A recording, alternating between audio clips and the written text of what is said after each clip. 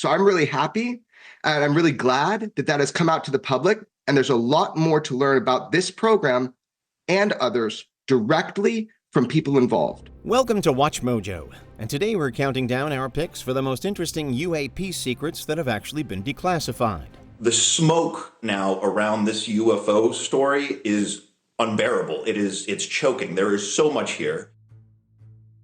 Number 10. U-2 spy plane encounters. One particular declassified document from the Central Intelligence Agency detailed U-2 and Oxcart programs from 1954 to 1974. The men were testing one of the most important tools of the Cold War. The U-2 spy plane. At one point, the document states that air traffic controllers began receiving increasing numbers of UFO reports once U-2s started flying at higher altitudes, specifically above 60,000 feet.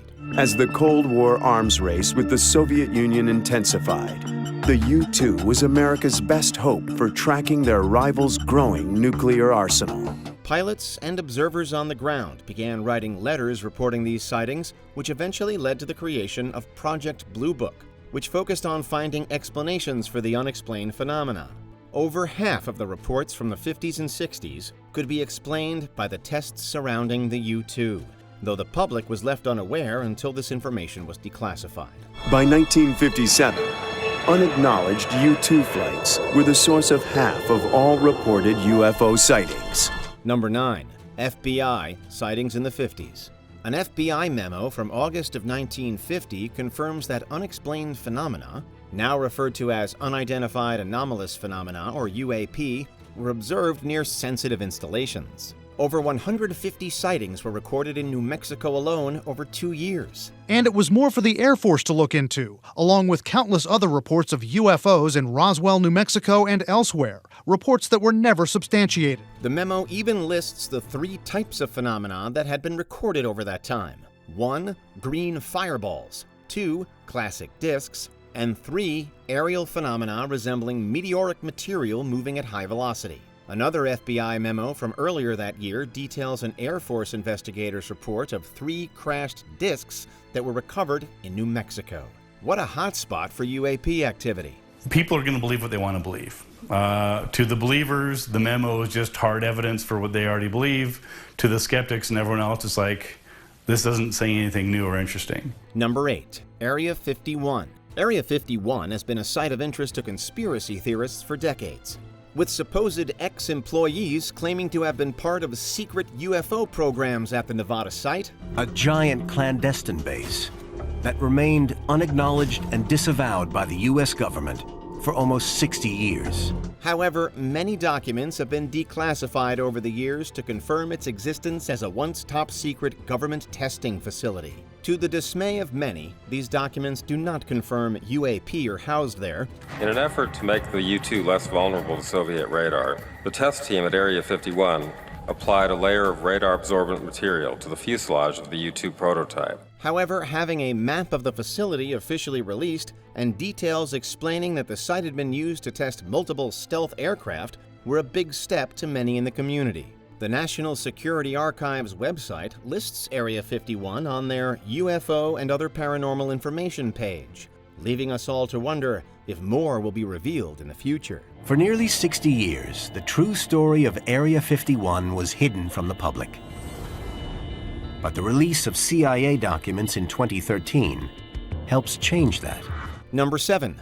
Project Blue Book. From 1952 until its termination in 1969, Project Blue Book collected over 12,000 UAP reports, which were declassified in 1976 after redactions had been applied. And during this time, the Air Force amasses 13,000 reports of UFO sightings and encounters. Out of those reports, 701 remained unidentified with no scientific explanation, though they decided to terminate the program despite these statistics. But curiously, of the more than 12,000 UFO sightings Dr. Hynek's office investigated, 701 remain categorized as unidentified.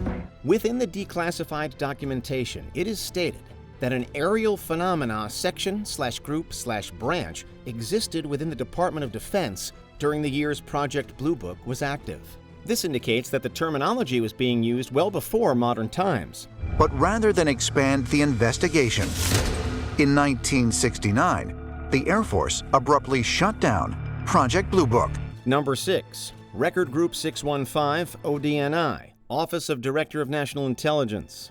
With the passing of 2024's National Defense Authorization Act, a collection of declassified materials was released via the National Archives called Record Group 615, Unidentified Anomalous Phenomena Records Collection. Now sci-fi becoming reality. With the formation of a permanent government office tasked with investigating unidentified aerial phenomenon, also known as UFOs. This release includes materials from multiple government agencies, one being ODNI, or Office of Director of National Intelligence. Within this release is the 2022 Annual Report of Unidentified Aerial Phenomena, which details the establishment of the All-Domain Anomaly Resolution Office, AARO, to aid in the collection, reporting, and analysis of what they refer to as UAP incidents across the intelligence community. I really see this as trying to know what is knowable and not having a head in the sand perspective on this. These are serious issues of national security and technology that we should know about. All but confirming to the public that the U.S. government was still interested in knowing more about these UAP even after Project Blue Book's termination decades before. Number 5. Record Group 615, NRC, Nuclear Regulatory Commission.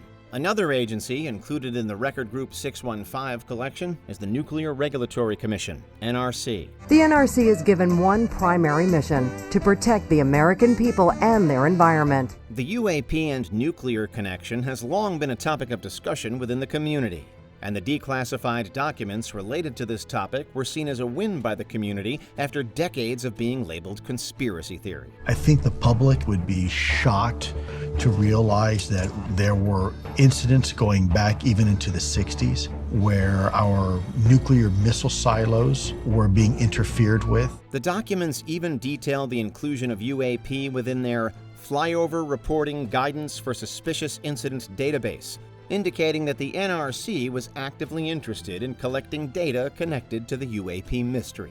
The 2023 National Defense Authorization Act required the NRC to provide the Department of Defense UAP and drone flyover data on a recurring annual basis to be delivered to their newly formed All-Domain Anomaly Resolution Office, AARO. The answer to this question will have huge implications for the future of humanity. Number 4. Record Group 615, FAA, Federal Aviation Administration. If there's one group that would be guaranteed to have data regarding UAP in our skies, you'd think it'd be the FAA, or Federal Aviation Administration. Our mission is to provide the safest, most efficient aerospace system in the world.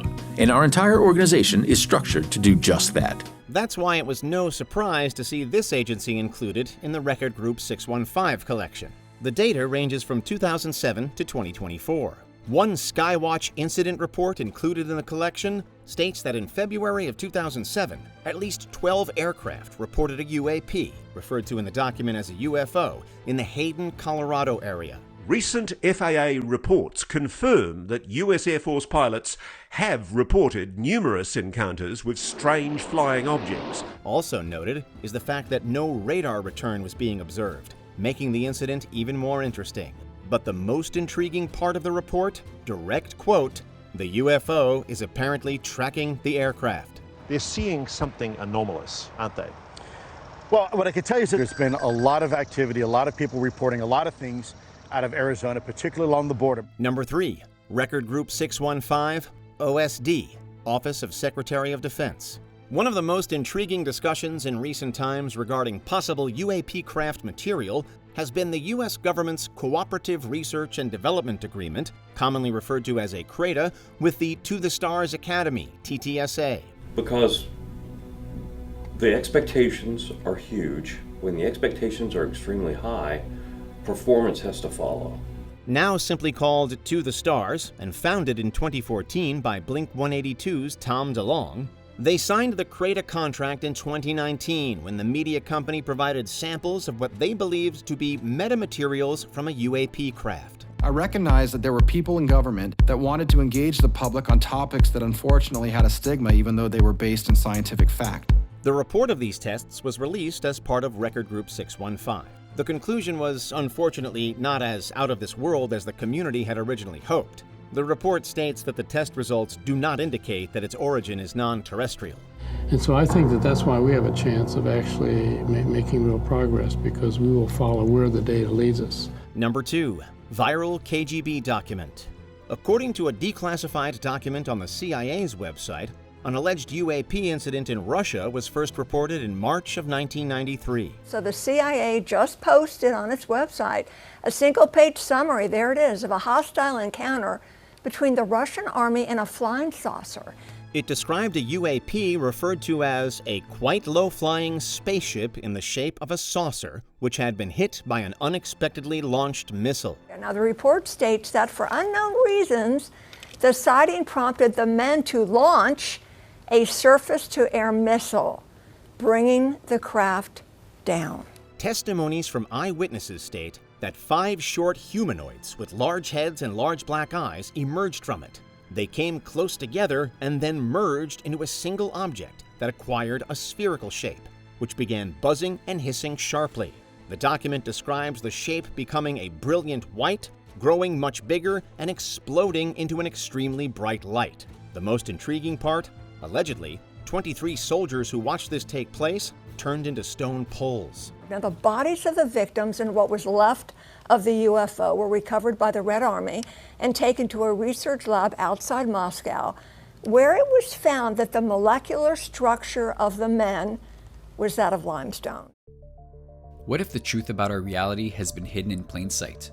I'm Rob, and this is Unveiled, a podcast that dives headfirst into the biggest mysteries of our time.